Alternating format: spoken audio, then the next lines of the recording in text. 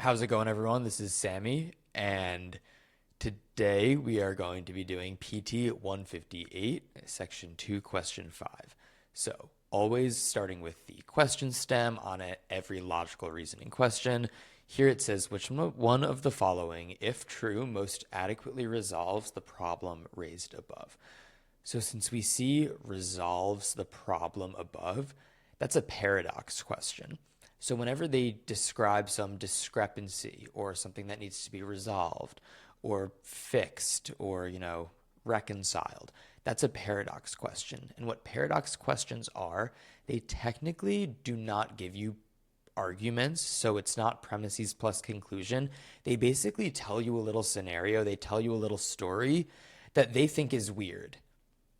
And then our job is first to identify what they think is weird, and then second to be like, all right, author, that's actually not that weird. And then we choose the answer choice that says what we have predicted. So, on the plains where it lives, an individual zebra stands out because of its black and white stripes, which contrast with the green or brown of the surrounding vegetation. That makes sense, right? These zebras, because they're black and white, they stand out because they're in the plains, so everything around them is green or brown, the grass or the dirt or the trees.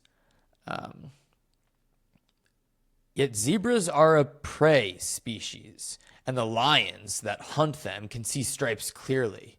So the lions can see stripes clearly. Okay, so lions can see stripes clearly. It seems surprising. All right, so this is where the author kind of is stating what they think is weird.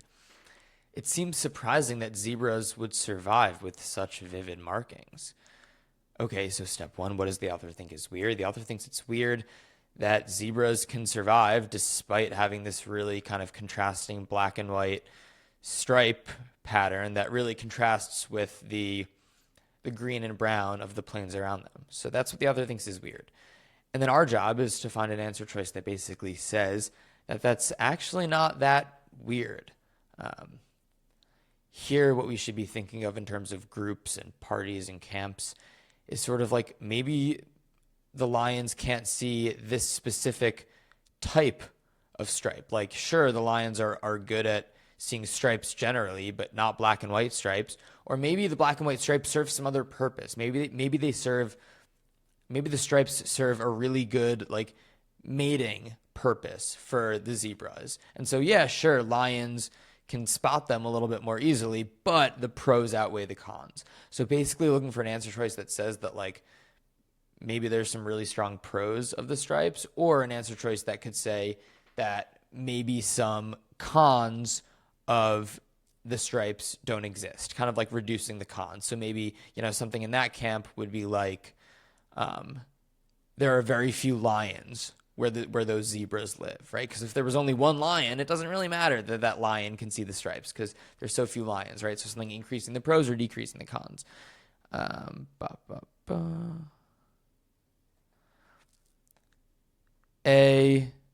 So take a sec, and I'm going to take a sec as well. Let's look at all of these. Try to find one that says a pro of stripes or one that says a con of sort of like something that says that stripes are actually really good, or something that says that the lions or the predators like aren't actually that much of a threat.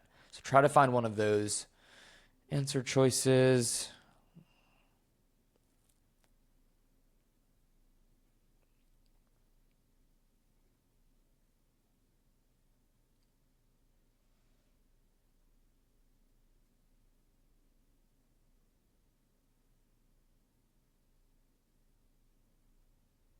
All right. I like E because it says a pro of having stripes, right? Sure, what E is basically saying is sure, lions can see stripes clearly, but when zebras run in a group, which is, as they do, when a lion's attacking them, they run. So they're always running when the lions are chasing them. The stripes make them blend in with each other and make it hard for the lion to find them. And that totally explains it, right? That gives what we were looking for, which is something basically saying the stripes, like maybe the stripes actually are on the whole really beneficial to the zebras. And that's what E is saying. So let's see. There we go.